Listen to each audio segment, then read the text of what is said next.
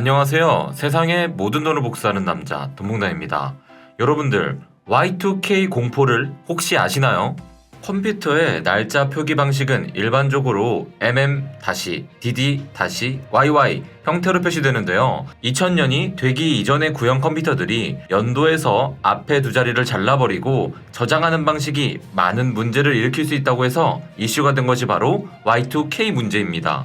1970년대 이전의 컴퓨터들은 속도가 느리고 저장 장치의 용량이 무척 작았기 때문에 정보량을 아끼기 위해 연도를 4바이트가 아닌 2바이트만 할당해 처리했습니다. 사실 2바이트만으로도 4자리의 연도를 제대로 표현하는 데는 문제가 없었습니다. 그럼에도 불구하고 연도를 두 자리로만 입력하는 방식이 사용되었던 것은 그것이 컴퓨터가 천공 카드를 쓰던 시절부터의 전통이었기 때문입니다. 그런데 문제는 이렇게 되면 1900년과 2000년이 똑같이 00으로 표시된다는 것입니다. 이런 식으로 연도의 혼동이 컴퓨터의 각종 오작동으로 이어질 수 있다는 문제가 수면 위로 빠르게 떠올랐습니다. 이 부분에 대한 우려가 확산되면서 큰 사회적 문제로 번진 것이 바로 Y2K입니다. 예를 들어 금액을 산정할 때 원래 며칠분이나 되어야 할 것이 몇 백년치가 계산된다든가 하는 식인데요. 우리나라의 경우도 20대 예배역들이 미필자로 분류되어서 재입대를 해야 한다는 등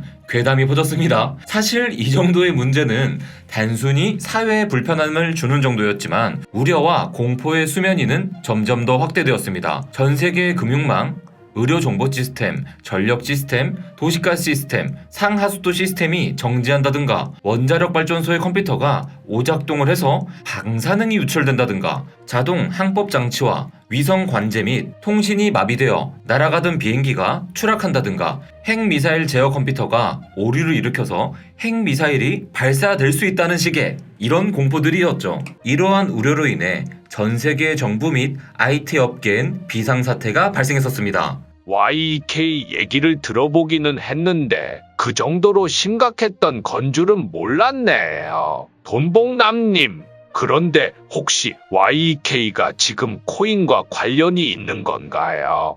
자, 지금부터 설명해드리도록 하겠습니다. 결과적으로 Y2K는 우리 사회에 큰 문제를 일으키지 않았습니다. 참 다행인 일이죠. 그런데 말입니다. 지금 크립토 생태계인 Y2K 때와 같은 우려의 목소리가 나오고 있습니다. 그 주인공이 바로 이더리움인데요. 9월 15일로 예상되고 있는 이더리움 병합 업그레이드가 진행되는 과정에서 Y2K 때 우려했던 것과 같은 문제들이 발생할 수 있다는 것입니다. 이러한 우려가 나오는 것은 그만큼 이번 업데이트의 중요성이 크기 때문이기도 하지만 이더리움의 규모가 이미 너무 커져버린 것도 관련이 있습니다. 자전거를 수리하거나 개조하는 것이 쉬운 일은 아니겠지만 규모가 큰 다른 교통수단에 비해서는 작업이 많이 수월하다고 볼 수 있겠죠. 그리고 설사 수리하는 과정에서 몇몇 실수가 생긴다고 해도 치명적이고 대규모의 문제를 발생시키지 않습니다. 반면에 잘 생각해보세요. 대형 로켓터의 구조를 뜯어고치고 새로 만들어야 한다면 그 무게감은 자전거 개조와는 비교도 안 될 정도로 클 것입니다. 난이도부터 차원이 다를 뿐 아니라 설계와 작업 과정에서 작은 실수라도 발생하면 수많은 이들에게 영향을 미치는 파급력을 갖게 되는 것이죠. 자, 여러분들, 그것을 현재 이더리움에도 대입할 수 있습니다. 현재 이더리움 위에는 3,400개가 넘는 탈중앙 응용 프로그램들이 돌아가고 있습니다. 이더리움의 구조에 파격적인 변화를 가져오는 병합 업그레이드가 이런 디앱들에게 어떤 식으로 영향을 주게 될지에 대해 모두가 확신하고 안심할 수 없는 이유 중 하나죠. 무엇보다 이더리움 생태계는 금융 그리고 투자와 연결되어 있기 때문에 병합 업그레이드 이후로 몇몇 문제들이 발생하게 되면 그런 문제들에 대한 투자자들의 반응은 루나 사태나 셀시우스 사태 때와 같은 연쇄청산으로 번질 가능성 또한 완전히 배제할 수도 없습니다. 크립토 분석업체인 노범 인사이트의 CEO인 토비 루이스는 이더리움 병합 업그레이드에 대해 이렇게 말했습니다. 충분히 악용될 수 있는 극단적인 상황들이 일어날 수 있습니다. 한 가지 분명한 점은 혼란한 상황이 발생할 것이라는 점입니다. 실제로 2016년에 이더리움과 이더리움 클래식이 분리됐을 당시에도 네트워크는 몇 주 동안 집중적으로 공격을 받았습니다. 이 당시의 주된 공격 방식을 리플레이 어택이라고 부르는데요. 해커들은 토큰을 훔치기 위해 사용자들의 트랜잭션을 되돌렸고 당시 윈비 거래소는 4만 개의 이더리움 클래식을 분실한 것으로 알려져 있습니다. 스마트 컨트랙트 감사업체인 트레일 오브 미트의 이사인 조슬랑에 따르면 스마트 컨트랙트가 제대로 구축되지 않은 경우에도 공격이 발생할 수 있다고 경고했습니다. 그러한 공격의 여파로 청산에 직면한 사용자가 제 시간에 증거금을 보충하지 못하는 등의 상황이 발생할 수도 있습니다. 한편 이더리움 병화 업그레이드 전후로 발생할 수 있는 다양한 문제 상황에 대처하기 위해 업계 관계자들은 안전장치를 만들기 위해 애쓰고 있습니다. 최대 규모의 미국 암호화폐 거래소인 코인베이스는 병합 시기에 모든 이더리움 기반 토큰의 출금을 일시적으로 중단할 것이라고 발표했습니다. 여러분들 잘 생각해보세요. 코인베이스의 활동은 상징성을 지니죠. 그 때문에 다른 거래소들과 DF 프로젝트들도 비슷한 조치를 취할 것으로 예상이 됩니다. 그리고 여러분들, 가장 심각한 문제는 병합 과정에서 이더리움의 파생물이 발생하는 것입니다. 체인의 포크는 모든 코인 및 NFT의 복제폼을 생성하게 되는데요. 하드포크가 발생하는 경우 이더리움 블록체인에서 이더 토큰을 보유한 이들은 포크되어 나온 블록체인에 대한 토큰을 받게 됩니다. 그런데 일부 사용자가 이 토큰을 덤핑하는 과정에서 스캐머가 들어와 리플레이 공격을 시도할 수 있습니다. 트론 블록체인의 설립자인 저스틴 또한 이러한 측면에 대한 우려를 표했습니다.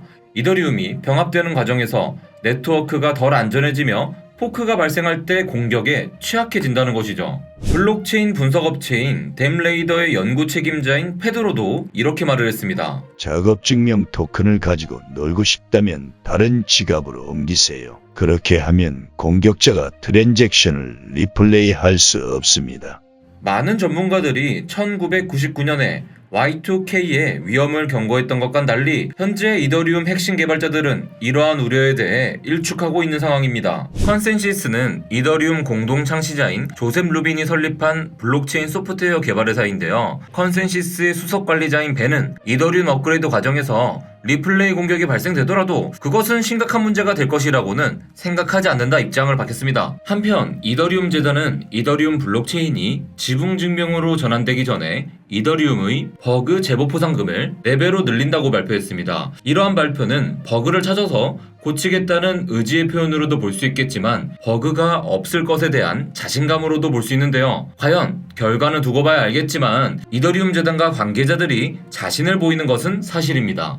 이더리움 재단은 하루 전인 8월 24일에 메인넷 병합에 대한 정리된 자료를 발표했는데요. 그 중에는 이더리움 사용자 또는 보유자가 무엇을 해야 하는지에 대한 대답도 있었습니다. 한번 들어보시죠. 이더리움 애플리케이션을 온체인에서 사용하든 거래소에서 이더리움을 보유하든 자체 관리 지갑에 보유하든 상관없습니다. 아무것도 할 필요가 없습니다.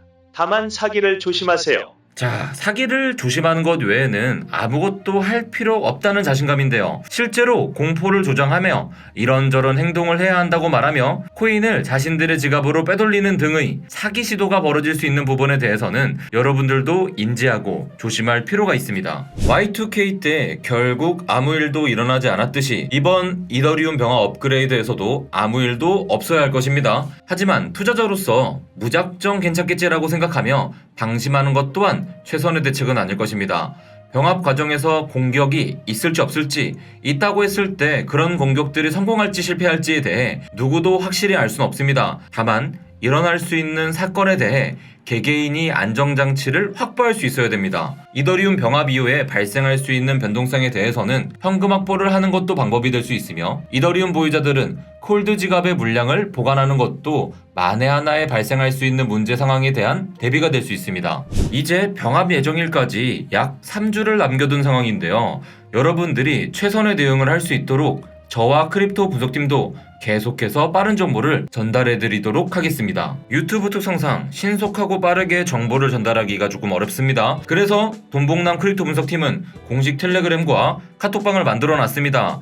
해당 톡방, 해당 공식 텔레그램방 입장하는 방법은 오늘의 영상 고정 댓글에 남겨둘 테니까요. 적극적으로 활용하시길 바랍니다. 그럼 내일 만나요. 안녕.